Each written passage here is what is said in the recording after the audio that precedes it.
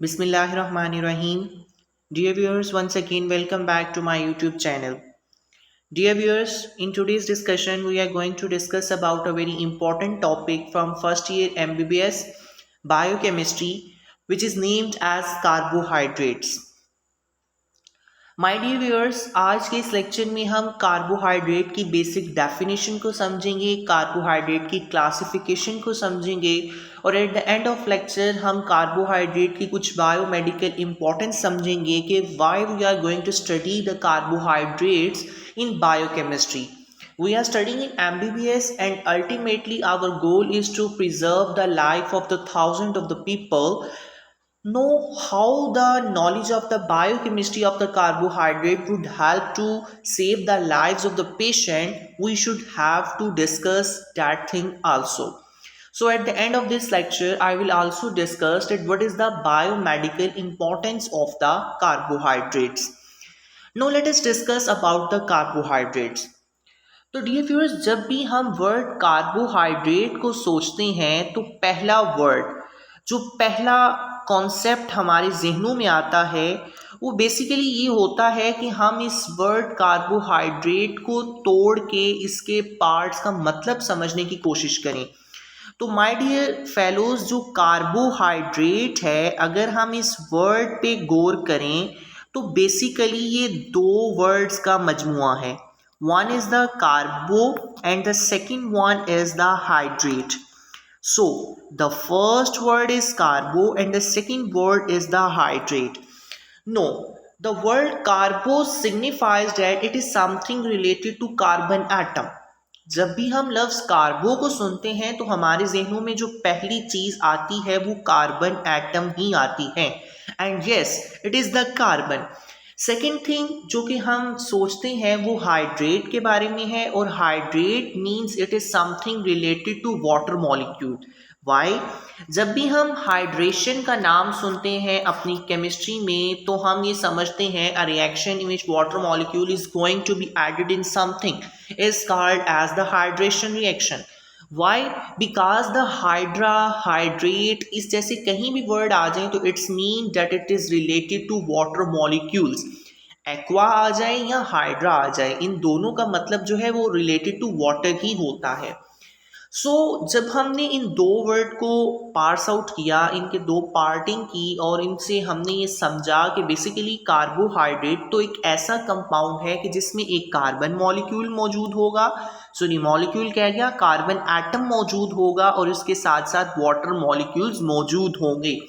So we can define the carbohydrate to be a hydrated carbon, यानी एक ऐसा carbon जिसके साथ वाटर मॉलिक्यूल्स भी अटैच हैं, उसे हम कार्बोहाइड्रेट्स कहेंगे. So that was the initial considering of the scientist biochemist that actually the carbohydrates are the hydrated carbon. In other words, they considered that actually they contain the water molecules along with the carbon atoms, and they make out a general formula in order to describe the carbohydrate. Now, what was the general formula? Simply place N with both things, Cn, and with water molecule we will add N. So that was the general formula made by the biochemist in ancient times. Did carbohydrate have the general formula CnH2ON? Now let us apply this formula on various things, whether it should follow or not. Basically हम एक glucose की example ले लेते हैं. Glucose हमारे पास होता है C6H12O6. अगर मैं इसे अप्लाई करके देखूं, अच्छा यहाँ n जो है ना वो बेसिकली बता रहा होता है number of the carbon atoms. इस केस में हमारे पास नंबर ऑफ कार्बन एटम 6 है, तो हम अप्लाई करके देख लेते हैं CnH2O एंड N. जब हम यहाँ पुट करेंगे तो हमारे पास C6 हो जाएगा, H यहाँ 2 से जब मल्टीप्लाई होगा 6 तो हमारे पास H12 हो जाएगा एंड O6 हो जाएगा. सो इस केस में तो हमारे पास जो एक जनरल फार्मूला है ये वैलिड है, और हम ये कह सकते हैं अच्छा जो उस वक्तों में साइंटिस्ट ने एक फार्मूला जनरेट किया था कार्बोहाइड्रेट के लिए, एक general formula CnH2ON, this formula is valid. But let us discuss कि क्या हर केस में ये वैलिड रहता है। नो जब हमने मॉडिफिकेशन हुई बायोकेमिस्ट्री के नॉलेज में एडवांसमेंट हुई तब साइंटिस्ट को पता चला कि no it is not valid in all cases. So हम कुछ ऐसे केसेस डिस्कस करते हैं कि जिसमें ये फार्मूला जो है वो वैलिड नहीं, अगर वैलिड है तो वो कार्बोहाइड्रेट नहीं। So in short we are going to discuss about a few exceptions. For example मैं यहाँ डिस्कस करता हूँ डीऑक्सी राइबोस को।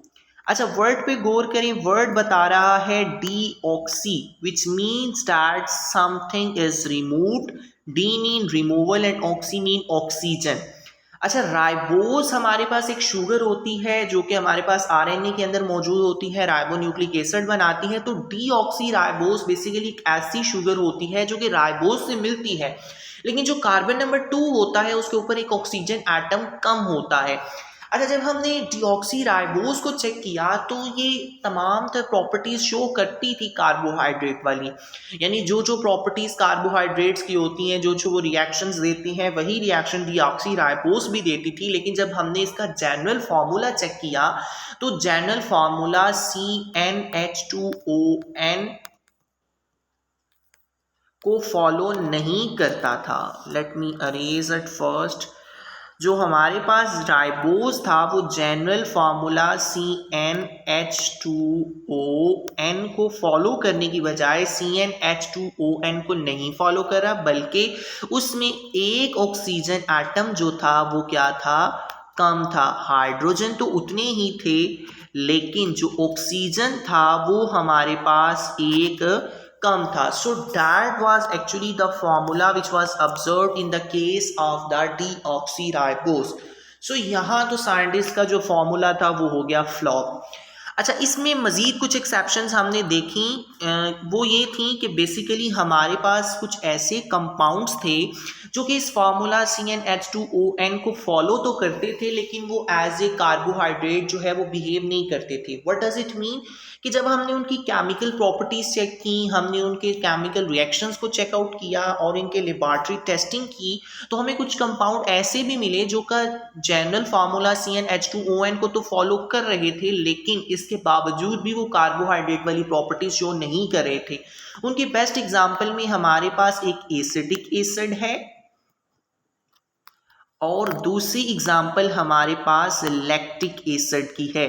ये दोनों ऐसे कंपाउंड थे कि जो कि बिहेव नहीं करते थे as a carbohydrate, yet they follow the CnH2ON formula. So इस तमाम तरह डिस्कशन से हमें एक चीज़ तो कंफर्म हो गई कि जी हमारे पास जो एक एंशियंट टाइम में एक डेफिनेशन थी that carbohydrates are the compound that contain the carbon atom along with the water molecules, or in other words they said that the carbohydrates are the compound that contain carbon, hydrogen and oxygen atom and they follow the general formula CnH2ON. This definition is not true. ये मेरी सारी discussion आपको सिर्फ ये concept समझाने में रही कि हमारे पास जो कार्बोहाइड्रेट हैं उनकी जो डेफिनेशन हमने एंशियंट टाइम्स में ये बनाई थी कि substance containing carbon, hydrogen, oxygen having the general formula CnH2ON is not valid in these days. So अब एक नई मुश्किल साइंटिस्ट के लिए, बायोकेमिस्ट के लिए कि वैलिड डेफिनेशन तो बना ली जाए कि कार्बोहाइड्रेट की वैलिड डेफिनेशन क्या है। अब साइंटिस्ट ने चेक करना शुरू किया, इनकी तमाम प्रॉपर्टीज़ को देखा तो उन्होंने देखा कि जितने भी कंपाउंड्स थे उनके अंदर एक चीज़ जो कि कॉमन थी वो ये थी कि इनके अंदर एक कार्बोक्सिल ग्रुप मौजूद था। C+O एक ऐसा फंक्शनल ग्रुप तमाम तरह कार्बोहाइड्रेट्स के अंदर देखा। अब वो चाहे डीऑक्सी राइबोस था या राइबोस था, कोई भी कार्बोहाइड्रेट था उसके अंदर कार्बोक्सिल ग्रुप मौजूद था। अच्छा कार्बोक्सिल ग्रुप ना दो तरह का होता है, एक हमारे पास होता है एल्डिहाइड और दूसरा हमारे पास होता है कीटोन। अच्छा जो एल्डिहाइड होता है उसमें हमारे पास C+O और साथ में H लगा होता है, और जो कीटोन होता है उसमें C+O और R होता है और एक टर्मिनल ब्रांच खाली होती है। अच्छा अब जब सब कंपाउंड्स को चेक कर लिया गया और उससे ये चीज़ पता चल गई कि जितने भी कंपाउंड्स हैं उनके अंदर या तो कीटो ग्रुप मौजूद है या उनके अंदर जो है वो हमारे पास एल्डिहाइड ग्रुप मौजूद है। सो इन तमाम तर चीज़ों को मद्देनज़र रखते हुए साइंटिस्ट ने एक न्यू डेफिनेशन बनाई, that was the polyhydroxyaldehyde or ketone derivatives. It means that they contain more than one hydroxyl group in their general formula, in their compound, in their chemical formula. Polyhydroxy का मतलब ये हुआ कि इनके अंदर hydroxyl group की तादाद भी एक से ज़्यादा होती है, और इंशाल्लाह हम जब न्यू स्ट्रक्चर्स देखेंगे उसमें हमने देखेंगे कि more than one hydroxyl group मौजूद होते हैं, और इसके साथ साथ इनमें एल्डिहाइड ग्रुप या फिर कीटोनिक ग्रुप मौजूद होता है. So all which we have discussed till now is that the actually carbohydrates are the compound that are the polyhydroxyaldehyde or ketones, यानी इनमें कीटोनिक ग्रुप होगा, एल्डिहाइड ग्रुप होगा, और more than one hydroxyl group मौजूद होंगे. So that was all about the definition and the discussion about the carbohydrates. Hope so कि अब आपको कार्बोहाइड्रेट की प्रॉपर डेफिनेशन तो एटलीस्ट समझ आ चुकी होगी. Moving toward the classification. अच्छा, अब हम कार्बोहाइड्रेट को क्लासीफाई जो है वो इस बेस पे करते हैं कि उसके अंदर नंबर ऑफ सैकेराइड यूनिट्स कितने हैं. अब जो वर्ड सैकेराइड होता है ये हमारे पास बेसिकली एक ग्रीक वर्ड है, सैकेराइड.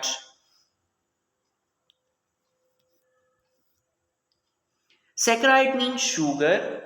बेसिकली हमारे पास एक ग्रीक वर्ड है. तो अच्छा, एक कंपाउंड जो है वो उसके अंदर कितने नंबर ऑफ सैकेराइड्स हैं, इसकी बुनियाद पे हमने जितने भी कार्बोहाइड्रेट्स हैं उन्हें हमने क्लासीफाई कर लिया है. अच्छा, क्लासिफिकेशन में हमने देखा कि कुछ मोनोसेक्राइड्स थे, कुछ डाइसेक्राइड्स थे, कुछ ओलिगोसेक्राइड्स थे और कुछ पॉलीसेक्राइड्स थे. अच्छा, मोनोसेक्राइड ऐसे कंपाउंड होंगे जो कि सिंपल शुगर है, इनके अंदर एक ही सेक्राइड यूनिट है. डाइसेक्राइड ऐसे कंपाउंड होंगे जिनके अंदर दो सेक्राइड यूनिट्स हैं. Oligosaccharide more than 2 and less than 11, या वी कैन से 2 to 10 3 to 10 होंगे तो हमारे पास ओलिगोसेक्राइड्स होंगे, और अगर 10 से ज़्यादा होंगे अप टू 1000 होंगे तो उन्हें हम पॉलीसेक्राइड्स कहेंगे. यानी ये सिर्फ number of the saccharide units में हमने जो है इसकी क्लासिफिकेशन कर दी है. हमारे पास मोनोसेक्राइड है, ओलिगोसेक्राइड है, और ओलिगोसेक्राइड की ही एक सब क्लास डाइसेक्राइड है, लेकिन कुछ बायोकेमिस्ट्री की बुक्स इसको एक सेपरेट क्लास कंसीडर करती हैं डाइसेक्राइड्स को. है इसको मैंने मेंशन, इसको एक सेपरेट क्लास कर दिया है, लेकिन कुछ बुक्स जो हैं इसे ओलिगोसेक्राइड की ही सब क्लास कंसीडर करती हैं. अच्छा, पॉलीसेक्राइड ऐसे कंपाउंड्स होते हैं जिसमें 10 से ज़्यादा मोनोसेक्राइड यूनिट्स पाए जाते हैं. अच्छा, सबसे पहले हम यहाँ डिस्कस कर लेते हैं कि what are basically monosaccharides. Monosaccharides are actually the simple sugars. अच्छा, अब मोनोसेक्राइड्स को भी हम फर्दर क्लासीफाई करते हैं दो बेसिस पे. एक के उनके अंदर फंक्शनल ग्रुप कौन सा मौजूद है. अगर फंक्शनल ग्रुप की बुनियाद पे क्लासिफिकेशन करें तो हमारे पास एल्डोजिस आ जाते हैं और कीटोजिस आ जाते हैं. एल्डोजिस ऐसे कंपाउंड्स को कहेंगे कि जिनके अंदर हमारे पास एल्डिहाइड ग्रुप मौजूद होगा, और कीटोजिस ऐसे को कहेंगे कि जिनके अंदर कीटोनिक ग्रुप मौजूद होगा. एल्डोजिस में हमारे पास एग्जांपल आ जाती हैं, ग्लिसर एल्डिहाइड है, एरिथ्रोज है, राइबोज है, ग्लूकोज है, ग्लूकोहेप्टोज है. और कीटोजिस में हमारे पास डाईहाइड्रोक्सी एसीटोन है, फिर हमारे पास एरिथ्रोलोज है, रिबोलोज है, फ्रुक्टोज है और सीडोहेप्टालोज है. ये आपको इनके नेम याद होने चाहिए और इनका कुछ इंपॉर्टेंस याद होने चाहिए, जो कि हम इंशाल्लाह नेक्स्ट वीडियो में देखेंगे, some important monosaccharides and their importance. अच्छा, अब दूसरी क्लासिफिकेशन की बेस हमने कंसीडर की on the basis of the number of the carbon atom present in the monosaccharides. अच्छा, मोनोसेक्राइड के अंदर मैक्सिमम 3 से लेके 7 तक कार्बन एटम मौजूद हो सकते हैं. तो ऐसा मोनोसेक्राइड जिसके अंदर 3 कार्बन एटम मौजूद होंगे उसे ट्राइओज कहेंगे. जिसमें 4 होंगे उसको टेट्रोज कहेंगे. जिसमें 5 होंगे पेंटोज, 6 होंगे तो हेक्सोज, 7 होंगे तो हेप्टोज. अच्छा, 2 वाला भी कोई मोनोसेक्राइड नहीं होता. ऐसा मोनोसेक्राइड एग्जिस्ट ही नहीं करता कि जिसके अंदर 2 कार्बन एटम मौजूद हों, और ना ही कोई ऐसा मोनोसेक्राइड है कि जिसके अंदर 7 से ज़्यादा हों. यानी 3 से लेकर 7 तक कार्बन एटम की रेंज होती है. So that was about monosaccharides. अच्छा, molecule having only one actual or a potential sugar group and they cannot be further hydrolyzed. ये जो हमारे पास मोनोसेक्राइड है इनकी हाइड्रोलिसिस नहीं की जा सकती, क्योंकि इनके अंदर होता ही एक सेक्राइड यूनिट है. इनकी हाइड्रोलिसिस कैसे पॉसिबल है. हाइड्रोलिसिस तो तब होगी अगर इनके अंदर more than one saccharide units होंगे. तो जब हम उनकी हाइड्रोलिसिस करेंगे तो वो सेक्राइड यूनिट्स आपस में अलग अलग हो जाएंगे. सो मोनोसेक्राइड को हम एक दफ़ा दोबारा से रिव्यू कर लेते हैं कि मोनोसेक्राइड की जो क्लासिफिकेशन थी उसकी हमने दो बेसिस बनाई। एक हमने on the basis of functional group की और एक हमने नंबर ऑफ कार्बन एटम की बुनियाद पे की। फंक्शनल ग्रुप की आगे दो क्लासेस आ गई, एक हमारे पास एल्डो शुगर थे और एक हमारे पास कीटो शुगर थी। एल्डो शुगर ऐसे शुगर थे जिनमें एल्डिहाइड ग्रुप था और कीटो शुगर ऐसे ग्रुप थे कि जिनके अंदर कीटोनिक ग्रुप था। अब हमने नंबर ऑफ कार्बन एटम की बुनियाद पे कहा कि 3 से लेकर 7 कार्बन एटम हो सकते हैं। ऐसे ग्रुप जिनके अंदर 3 होंगे ट्रायोसिस, जिनमें 4 होंगे tetroses, pentoses, hexoses and heptoses. So that was about the classification of the monosaccharide. अच्छा, अब हम मूव करते हैं अपनी डाइसेक्राइड की तरफ। तो डाइसेक्राइड जो है ऐसे कंपाउंड्स को कहेंगे जिनके अंदर दो मोनोसेक्राइड यूनिट्स आपस में मिल जाएंगे और ग्लाइकोसिडिक बॉन्ड बनाएंगे। हम अपने फर्दर लेक्चर्स में आगे देखेंगे कि जब दो मोनोसेक्राइड आपस में मिलते हैं उनके दरमियान ग्लाइकोसिडिक बॉन्ड बनता है और इस ग्लाइकोसिडिक बॉन्ड के बनने की वजह से एक मोनोसेक्राइड डाइसेक्राइड में और फिर डाइसेक्राइड्स आपस में मिलकर पॉलीसेक्राइड ओलिगोसेक्राइड्स वगैरह बनाते हैं। अच्छा, अब जो हमारे पास डाइसेक्राइड्स हैं इनकी भी हम क्लासिफिकेशन फर्दर करते हैं। डाइसेक्राइड्स को हम बेसिकली दो क्लासेस में जो है वो क्लासीफाई करते हैं। एक हमारे पास जो है वो रिड्यूसिंग होता है और दूसरी क्लास हमारे पास नॉन रिड्यूसिंग की होती है। अच्छा, रिड्यूसिंग शुगर आगे दो तरह के हैं, माल्टोज और लैक्टोज। अच्छा, माल्टोज और लैक्टोज दोनों रिड्यूसिंग शुगर हैं। ये जब हम आगे फर्दर रिएक्शंस ऑफ मोनोसेक्राइड्स पढ़ेंगे उसमें हम रिडक्शन को डिस्कस करेंगे, उसमें हम ये चीज़ समझेंगे कि why maltose and lactose are reducing but sucrose is non reducing. अच्छा, जनरल सा ओवरव्यू बता दूं कि रिड्यूसिंग शुगर्स ऐसे शुगर्स होते हैं कि जिनकी जो खुद जो है वो क्या हो जाते हैं, ऑक्सीडाइज होते हैं और दूसरों को रिड्यूस करते हैं, यानी ये ऐसे रिड्यूसिंग एजेंट काम करते हैं। और सिर्फ ऐसे ही कंपाउंड रिड्यूसिंग एजेंट के तौर पे काम कर सकते हैं कि जिनके अंदर फ्री एल्डिहाइड और फ्री कीटोनिक ग्रुप मौजूद होता है। तो माल्टोज और लैक्टोज में फ्री एल्डिहाइड और फ्री कीटोनिक ग्रुप मौजूद होता है, इस वजह से ये रिड्यूसिंग है। जबकि जो सुक्रोज है इसके अंदर एल्डिहाइड और कीटोनिक ग्रुप दोनों जो है इन्वॉल्व होते हैं बॉन्ड फॉर्मेशन में। जब हम सुक्रोज का स्ट्रक्चर पढ़ेंगे तब हम देखेंगे कि बॉन्ड बनाने में दोनों इन्वॉल्व हो जाते हैं, यानी जो कीटोनिक ग्रुप होता है फ्रुक्टोज का और जो हमारे पास एल्डिहाइड ग्रुप होता है ग्लूकोज का, ये दोनों जो है ये बॉन्ड बनाना शुरू कर देते हैं और ग्लाइकोसिडिक बॉन्ड में इन्वॉल्व हो जाते हैं। तो इस वजह से फ्री एल्डिहाइड और फ्री कीटोनिक ग्रुप एग्जिस्ट नहीं करता, जिसकी वजह से ये नॉन रिड्यूसिंग हो जाते हैं। सो डाइसेक्राइड्स को हमने ब्रॉडली दो क्लासेस में डिवाइड किया, one was reducing and the second one was non reducing. Reducing में हमारे पास माल्टोज आ गया, लैक्टोज आ गया, जबकि नॉन रिड्यूसिंग में सुक्रोज आ गया। इनके स्ट्रक्चर्स हम इंशाल्लाह आगे डिस्कस करेंगे, लेकिन अभी इतना याद रखें कि माल्टोज में अल्फा डी ग्लूकोज होता है और दूसरा भी अल्फा डी ग्लूकोज होता है, यानी जब दो अल्फा डी ग्लूकोज मिल जाते हैं तो माल्टोज बन जाता है। और जब बीटा डी ग्लैक्टोज और बीटा डी ग्लूकोज मिलता है तो लैक्टोज बनता है और लैक्टोज हमारे मिल्क के अंदर पाया जाता है। और सुक्रोज जो है ये कॉमन शुगर होता है जो हम डेली लाइफ में इस्तेमाल करते हैं और इसमें हमारे पास अल्फा डी ग्लूकोज और बीटा डी फ्रुक्टोज आपस में जो है वो अल्फा बीटा 1,4 ग्लाइकोसिडिक बॉन्ड बनाते हैं। इंशाल्लाह हम अपने अपकमिंग वीडियोस में इस चीज़ को भी डिस्कस करेंगे। Moving toward the oligosaccharides. Oligosaccharides ऐसे कंपाउंड्स होते हैं कि जिनमें 3 to 10 मोनोसेक्राइड यूनिट्स होते हैं। कितने यूनिट्स होते हैं? 3 to 10 मोनोसेक्राइड यूनिट्स। और they do not occur as free entities, ये अकेले अकेले नहीं पाए जाते बल्कि ओलिगोसेक्राइड जो हैं ये ग्लाइको कॉन्जुगेट्स की फॉर्म में पाए जाते हैं। अब ग्लाइको कॉन्जुगेट्स किसे कहते हैं? यानी ग्लाइकोज ओलिगोसेक्राइड के साथ कोई ना कोई और बायोमोलिक्यूल अटैच हो जाएगा। वो प्रोटीन होगा तो उसे हम ग्लाइकोप्रोटीन कहेंगे, और अगर ओलिगोसेक्राइड के साथ लिपिड अटैच हो जाएंगे तो ये ग्लाइकोलिपिड कहलाएंगे। और ये दोनों जो है इंपॉर्टेंट कंपोनेंट हैं हमारी मेम्ब्रेन्स के। जब हम अपना सेल मेम्ब्रेन का स्ट्रक्चर पढ़ते हैं तो उसमें हम देखते हैं कि हमारे पास जो है ये ग्लाइकोप्रोटीन्स भी मिलती हैं और ग्लाइकोलिपिड्स भी मिलते हैं। सो ओलिगोसेक्राइड जो है ये अकेले नहीं पाए जाते हैं, ये हमेशा ग्लाइकोप्रोटीन और ग्लाइकोलिपिड्स वगैरह की फॉर्म में यानी कॉन्जुगेटेड मॉलिक्यूल्स की फॉर्म में एग्जिस्ट करते हैं। अच्छा, इनकी एग्जाम्पल जो है इसमें रेफिनोज आ जाता है, इसमें स्टेकोज आ जाता है, वर्बेकोज आ जाता है। ये इतने इंपॉर्टेंट नहीं है, अगर नहीं भी याद होते तो इट डजेंट मैटर, आपको डाइसेक्राइड्स याद होने चाहिए जिसमें सुक्रोज आ जाता है, लैक्टोज आ जाता है, माल्टोज आ जाता है। ये अक्सर पेपर में पूछे जाते हैं, लेकिन ये जो ओलिगोसेक्राइड की क्लासिफिकेशन है ये ऐसा जितनी कभी पूछी नहीं जाती। So moving toward the next class which is the polysaccharide. अच्छा, पोलीसेक्राइड जब भी वर्ड आता है जेन में, व्हाट डज वी कंसीडर के पोली, what does we first see that it is a word poly means that many, it means that they contain a large number of the saccharide unit which are more than 10। अगर 10 तक होंगे तो oligosaccharide, 2 होंगे तो disaccharide, और अगर 1 होगा तो मोनोसेक्राइड, और अगर 10 से ज़्यादा होंगे तो पोलीसेक्राइड। अच्छा, पोलीसेक्राइड्स को हमने क्लासीफाई किया है 2 क्लासेस में, one is the होमोपोलीसेक्राइड and the second one is the हेट्रोपोलीसेक्राइड। अच्छा, अब जो वर्ड होमो होता है उसका मतलब हमें पता है क्या होता है, होमो मीन्स सेम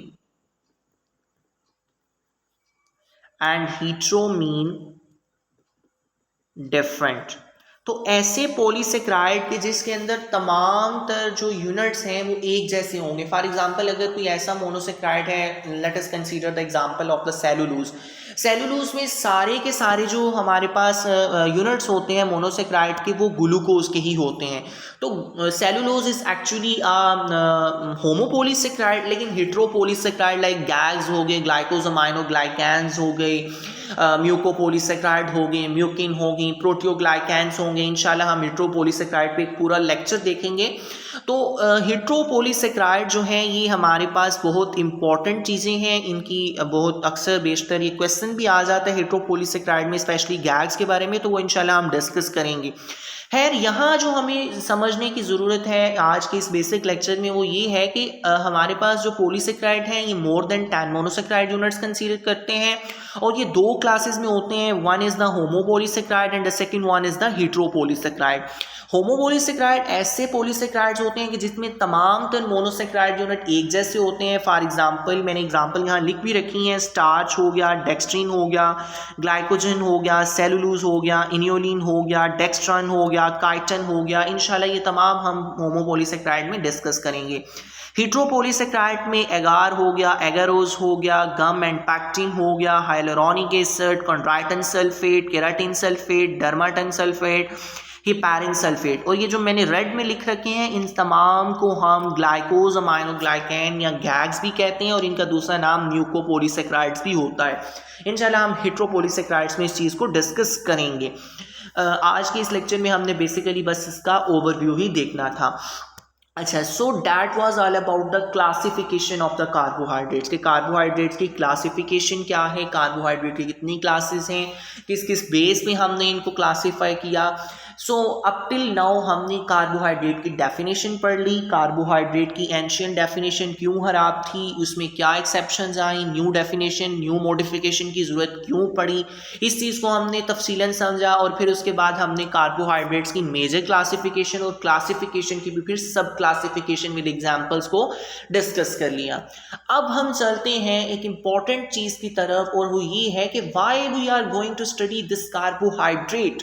क्या मौत पड़ी थी कि हम कार्बोहाइड्रेट को डिस्कस कर रहे हैं, कार्बोहाइड्रेट को डिस्कस करना क्यों ज़रूरी है हमारी लाइफ में, एक मेडिसिन में, एमबीबीएस की लाइफ में, बीडीएस की लाइफ में, what is the basic importance of the carbohydrate. So जब हमें लाइफ में कार्बोहाइड्रेट की इंपॉर्टेंस समझ आ जाएगी तो इनडायरेक्टली हमें फिर बायोकेमिस्ट्री में भी कार्बोहाइड्रेट की इंपॉर्टेंस समझ में आएगी कि अगर ज़िंदगी के लिए ज़रूरी है तो हम एमबीबीएस ज़िंदगियाँ बचाने के लिए तो कर रहे हैं। तो बेसिकली हमें ये समझना है कि लाइफ में कार्बोहाइड्रेट की कहाँ कहाँ ज़रूरत है। So let us discuss the functions of the carbohydrate. In other word we can say that it is the biomedical importance of the carbohydrate. So first of all तो हमें ये पता होना चाहिए कि जो कार्बोहाइड्रेट्स हैं, these are the most abundant dietary source of energy. Energy जो है वो कार्बोहाइड्रेट से मेनली आती है, और इसकी यहाँ से आप अंदाज़ा लगा लें कि 4 कैलोरीज पर ग्राम, 1 ग्राम के अंदर 4 कैलोरीज एनर्जी होती है।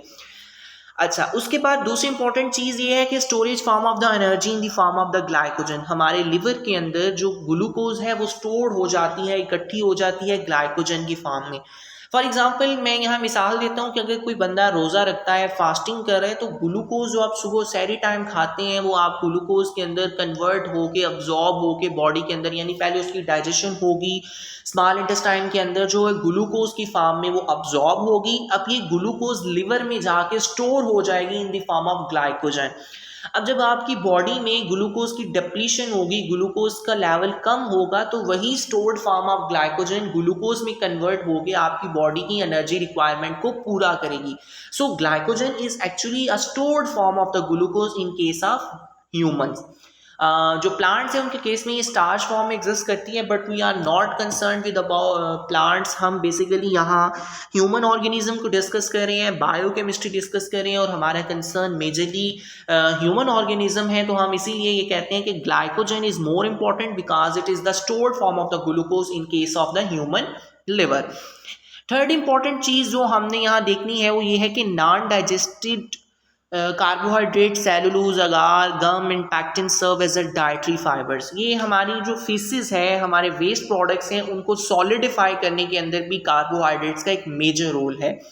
कुछ कार्बोहाइड्रेट्स को हम डाइजेस्ट कर सकते हैं, फॉर एग्जांपल ग्लूकोज को हम डाइजेस्ट कर सकते हैं, स्टार्च को डाइजेस्ट कर सकते हैं, लेकिन कुछ कार्बोहाइड्रेट्स को हम डाइजेस्ट नहीं कर सकते, फॉर एग्जांपल सेलुलोज, एगार, गम, पेक्टिन्स।